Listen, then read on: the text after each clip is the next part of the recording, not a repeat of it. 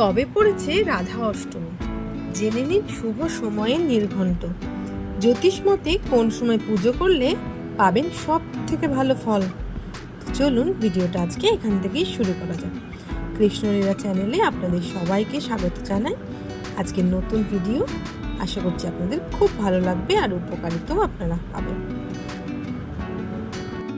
আজকের ভিডিওটিতে থাকছে রাধা অষ্টমী ব্রত পালনের নিয়ম, এবছরে কোন সময় পড়েছে আর কতক্ষণই বা রাধা অষ্টমী টাইম থাকছে।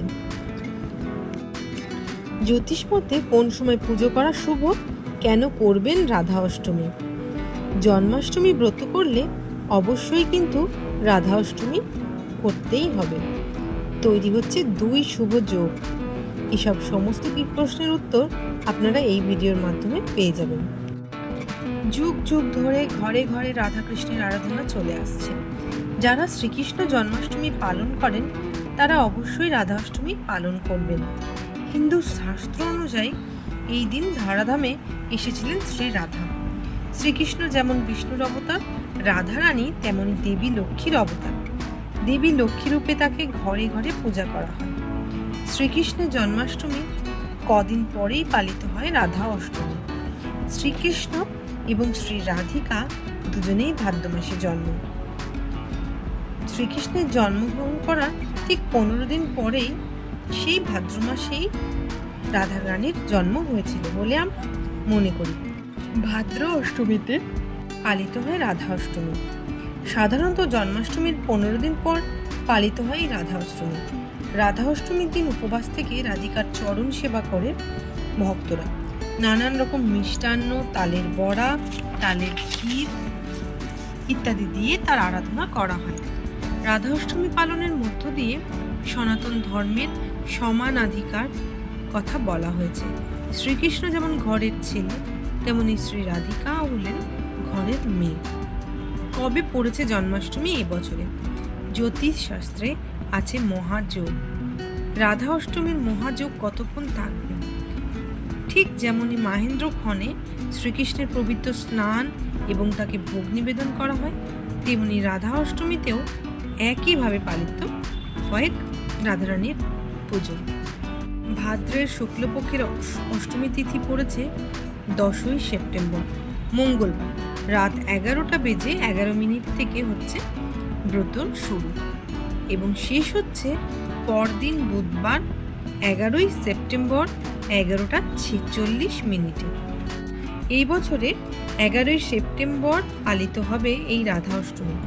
সারাদিন ভোর শ্রী রাধারানীর সেবা করতে পারবেন।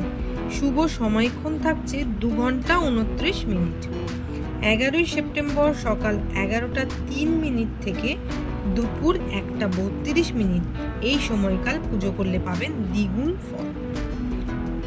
অষ্টম কাল হিসেবে বিবেচনা করা হচ্ছে এই সময়টিকে। রাধা অষ্টমীর 11ই সেপ্টেম্বর সকাল থেকে রাত পর্যন্ত থাকতে প্রীতি যোগ। এই সময় শ্রীলক্ষ্মী পুজো করলে প্রেম ভালোবাসায় পরিপূর্ণ হবে সংসার। অন্যদিকে অষ্টমীর ব্রত সেরে যাওয়ার পরেও থাকছে এক শুভযোগ। রাত 9টা 22 মিনিটে তৈরি হচ্ছে রবি যোগ, যার স্থায়িত্ব 12ই সেপ্টেম্বর সকাল 10টা বেজে 5 মিনিট পর্যন্ত থাকছে। অনেকে 12ই সেপ্টেম্বর সকাল পর্যন্ত পুজো করার সুযোগ পাবেন। আপনিও কি করেছেন জন্মাষ্টমী ব্রত? তবে শ্রীকৃষ্ণের প্রিয় রাধার পুজো করতে একদমই ভুলবেন না কিন্তু। একটি রাধা অষ্টমী ব্রত পালন করলে 1 লক্ষ একাদশী ব্রত পালনের সমান ফল লাভ হয় এবং 1000 কন্যাদানের সমান ফল লাভ হয়। যেহেতু রাধারানী মধ্যাহ্নর সময় জন্মগ্রহণ করেন, তাই অর্ধ দিবস উপবাস করে রাধারানীর অভিষেক করে রাধারানীর অষ্টোত্তর শতনাম পাঠ করতে পারেন। রাধারানীর প্রণাম মন্ত্র জপ করুন।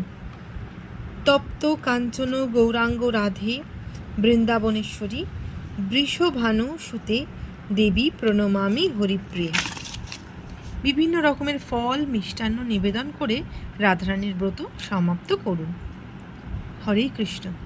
যদি এতদূর ভিডিওটা দেখে থাকেন তাহলে অবশ্যই কিন্তু চ্যানেলটাকে সাবস্ক্রাইব করে বেল বাটনটা প্রেস করে দেবেন।